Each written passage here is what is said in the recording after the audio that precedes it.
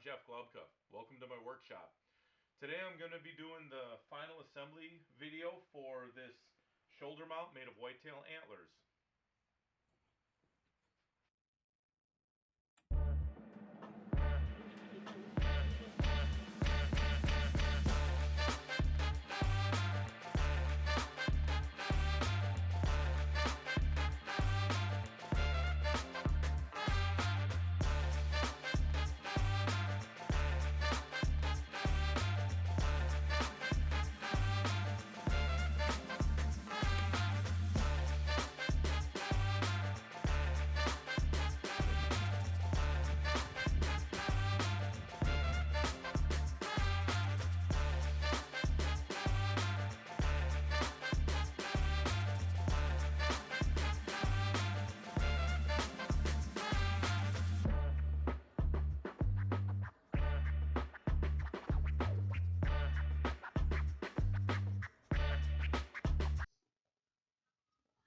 So this video opens with the main headgear antlers getting attached.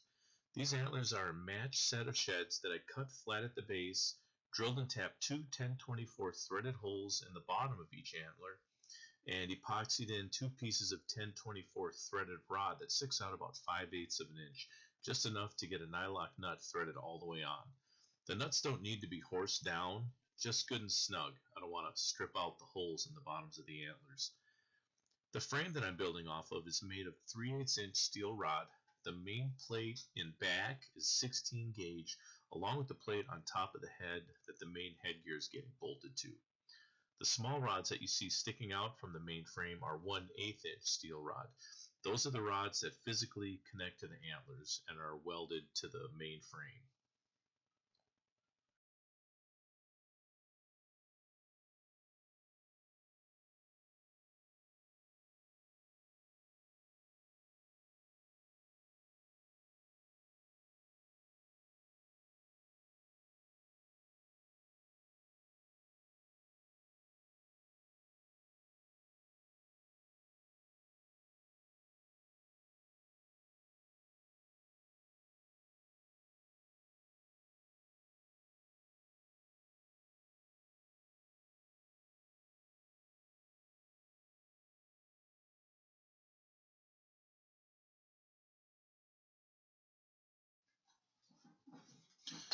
Here I had an issue with bunged up threads on the bottom of this antler. I couldn't quite get one of the nylocks to thread on, so I had to take a 1024 die and put it in a pair of needle nose vice grips and clean up the threads.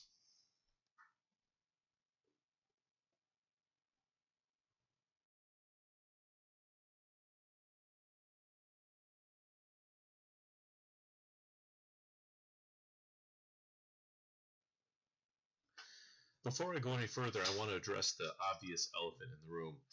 This is my very first build video, and most of the footage I shot I lost trying to figure out how to use the editing software. And I forgot to turn off the timestamp, and I didn't realize that the microphone jack wasn't pushed all the way into the camera until I was about 3/4 of the way through videoing, hence the voiceover.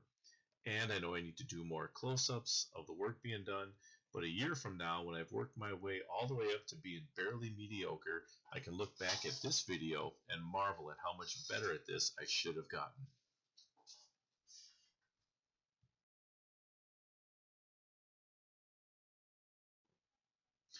When I originally started this build, I really wasn't planning on doing a video or building more of them to order for other people. I just posted that short walk around video, the mock-up, on the Deer Mounts of America Facebook page. Then that video got edited with the captions and audio and blew up on TikTok. I didn't even have a TikTok. By the way, I want to give a shout out to Deer Slayer on TikTok for sharing it there in the first place, and to my daughter Dead Earbuds for helping me sort it all out. Uh, that's her TikTok handle. That's not what we named her. So the next one I build, which I'll be starting in a few days, I'll record everything right from the beginning and post a better video, hopefully.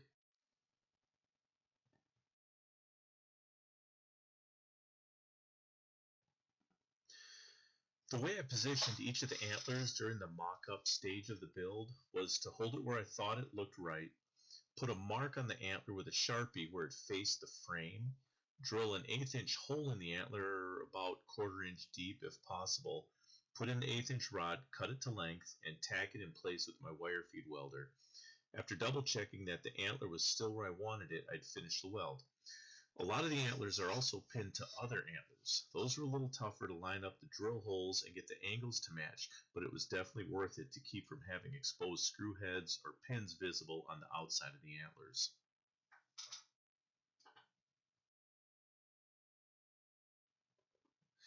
For the final assembly, I used JB Wood Weld 2-part epoxy. It has about a 15-minute open working time, and the color blends in really nicely with the color of the antlers. I've tried other epoxies on different projects, but the JB Weld products just seem to work the best. I use JB Quick when I attach antlers to the trunks of the trees that I make, like the 2 trees in the intro to this video. I'm not sponsored by JB Weld. In fact, I don't have any sponsors. And come to think of it, at the time of this recording, I don't even have any viewers. Like I said, I'm starting from scratch, so I really appreciate you watching.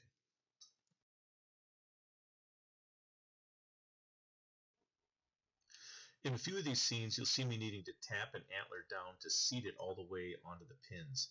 That hammer that I'm using is a rawhide die maker's hammer. I don't know if it really makes any difference or not, but I feel like I have less of a chance to break an antler using that hammer than I would if I used a small ball peen or some other metal hammer. And it just seems less clumsy than a dead blow or rubber mallet, but to each his own.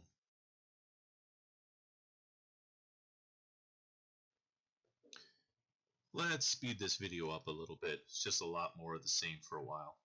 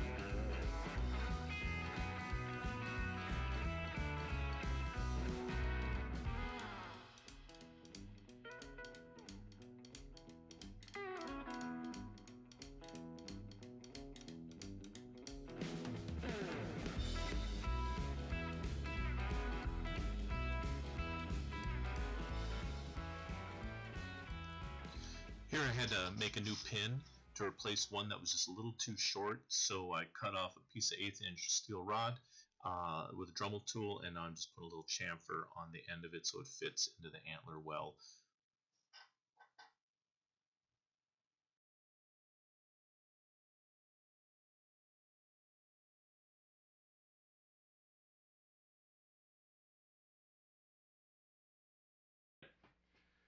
Now I can start coming down the back of the neck. I think these are going to be a little easier.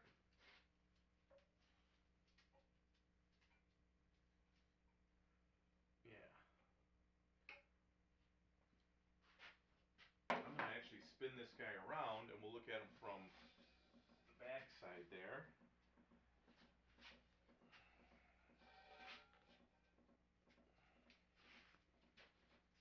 There's that in frame enough. I don't know how far I'll get tonight. I am going to run out of epoxy, which is fine. I was kind of figuring on this taking a couple nights to finish.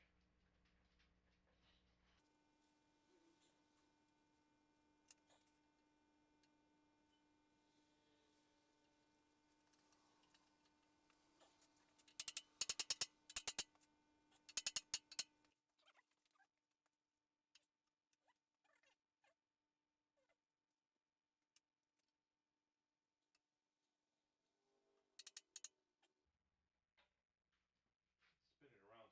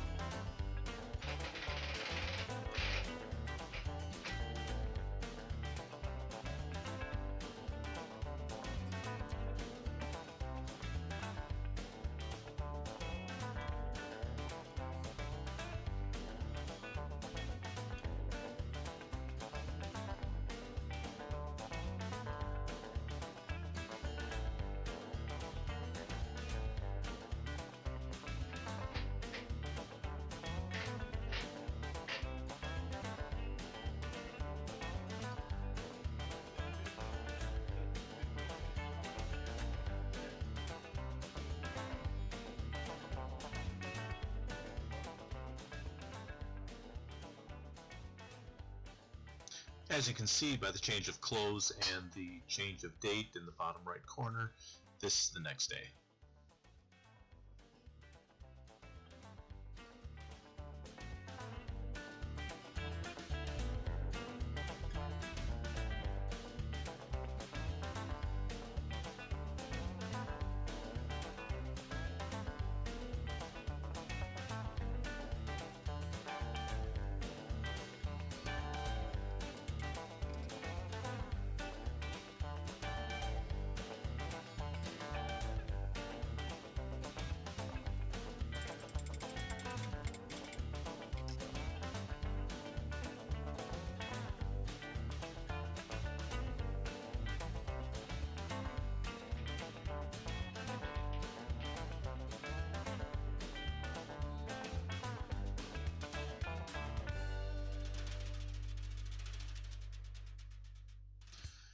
Here I'm touching up the nylock nuts with a little bit of paint that I just sprayed in a container out of the same can that I used to spray the wireframe. I just wanted to make sure that I was able to blend that in so you don't see that stainless steel color contrasting with the tan.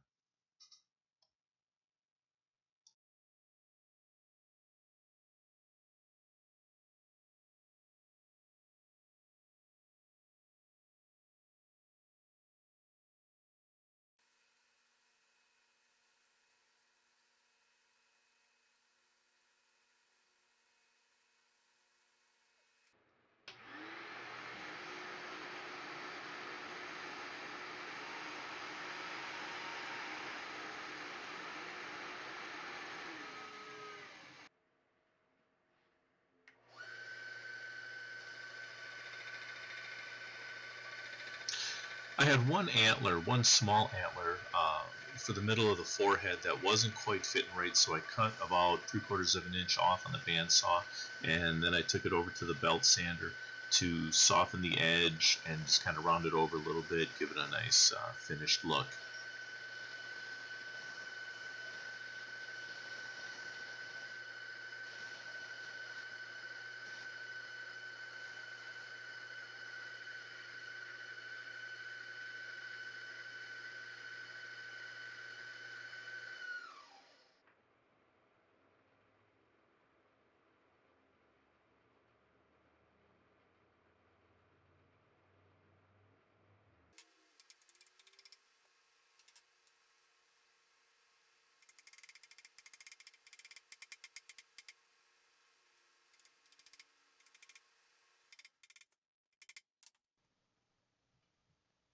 And here's the last piece to go back on.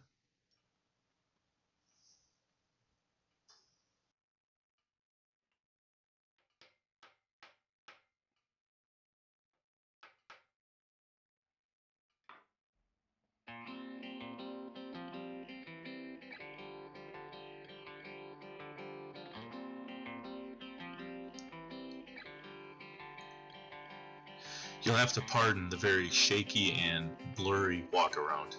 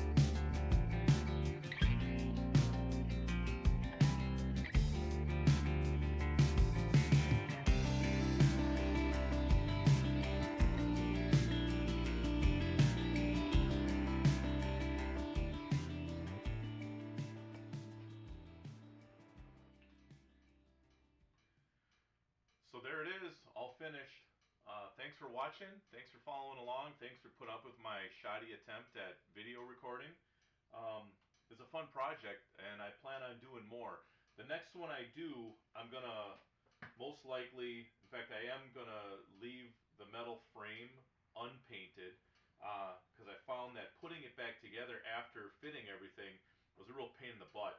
A lot of stuff didn't line up. As you saw, I had to re-drill some holes and realign some of the antlers. So I really think that if I just leave it bare metal, it's going to be a lot easier to assemble.